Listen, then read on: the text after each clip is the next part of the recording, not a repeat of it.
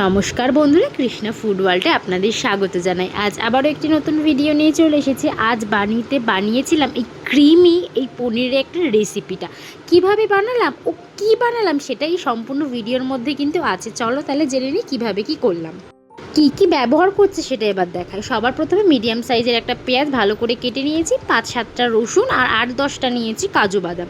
আর এখানে প্রায় 300 গ্রাম কিন্তু আমি নিয়েছি পনিরটাকে এবার সবার প্রথমে কেটে নিচ্ছি। আমি লম্বা করে কেটে পরে সাইডে যেগুলো এক্সট্রা রয়েছে সেগুলোকে কেটে বাদ দিয়ে একই শেপে আনার চেষ্টা করেছি, তাহলে দেখতে একটু ভালো লাগবে। তার জন্য পনিরটাই কেটে দেখো আলাদা করে রেখে নিলাম। এবার গ্যাসে কড়াই বসিয়ে তার মধ্যে সামান্য কিছু জল দিয়ে এর মধ্যে দিয়ে দিলাম সামান্য নুন ও চিনি দিয়ে বেশ খানিকক্ষণ ফুটিয়ে নিয়ে জলটাকে একটা আলাদা পাত্রে রেখে দিয়েছি।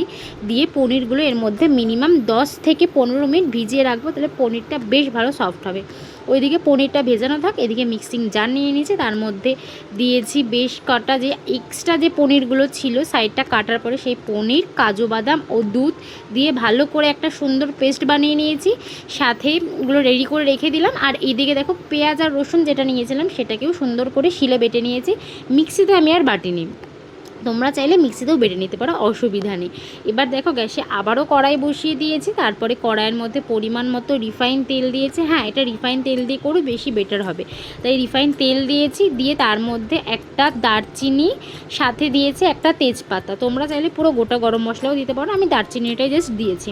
দিয়ে এখানে বেশ কটা কিন্তু কাঁচা লঙ্কা ভালো করে চিড়ে দিয়েছি। এখানটা নোট করো তোমরা, কাঁচা লঙ্কাটা কিন্তু মাস্ট, এই কাঁচা লঙ্কা চিড়ে দেওয়াটা কিন্তু লাগবেই।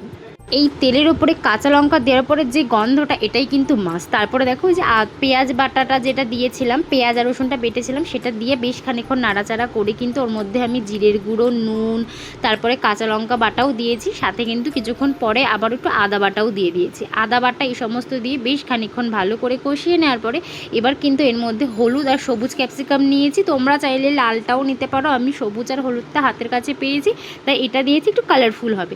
দিয়ে বেশ খানিকক্ষণ ভালো করে নাড়াচাড়া করে এবার আমি দিয়ে দিয়েছিলাম ওই যে পনিরটা ভাপানো ছিল জলের মধ্যে, তার থেকে তুলে নিয়ে দিয়ে দিয়েছি। দেখো পনিরটা কিন্তু বেশ ভালো সফট ছিল, তোমরা হয়তো দেখেই বুঝতে পারছো।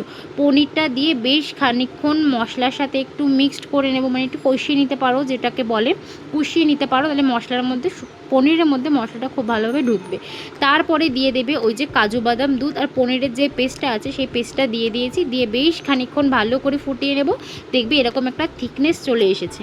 তারপরে এর মধ্যে ওপর থেকে একটু গরম মশলা দিয়ে দিয়েছি। গরম মশলাটা ভালো করে মিক্সড করে নেওয়ার পরে এবার ওপর থেকে একটু ভালোভাবে বেশ খানিকটা মানে বেশি করে একটু ফ্রেশ ক্রিম দিয়ে দিয়েছি। দিয়ে ভালো করে মিক্সড করে নিয়ে কিন্তু নামিয়ে নিয়েছি। নামানোর পরে ওপর থেকে বেশ কটা কাঁচা লঙ্কাও আমি চিড়ে দিয়ে দিয়েছি। দেখো দেখতে কি দারুণ লাগছে না, খেতে কিন্তু আরও টেস্ট হয়েছিল। তাহলে ভিডিওটা এখানেই শেষ করলাম। ভিডিওটা ভালো লাগলে like, comment, share and subscribe করতে কিন্তু একদমই ভুলো না বন্ধুরা। টাটা।